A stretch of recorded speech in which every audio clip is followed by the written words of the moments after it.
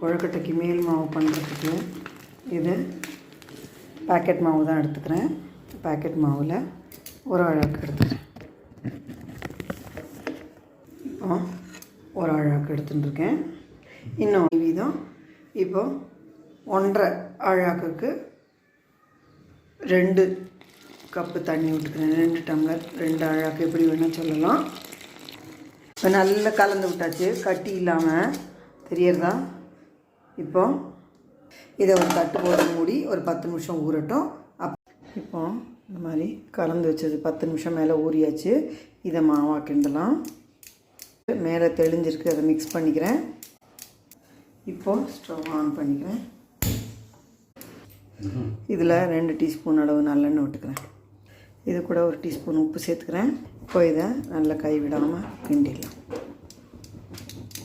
இப்போது மாவு பாருங்க நல்லா கிண்டியாச்சு, பதமாக ஆயாச்சு. இதை எப்படி தெரியும்னா கையை ஈரமண்டு இந்த மாதிரி தொடும்போது ஒட்டாமல் வரும். இதான் வெந்திருக்கு. இப்போ ஸ்டவ் ஆஃப் பண்ணிவிட்டு ஒரு மூடி போட்டு மூடி வச்சிடலாம். ஒரு 10 நிமிஷம் கழித்து அதை எடுத்து ஏற்றி பசங்க சரியாக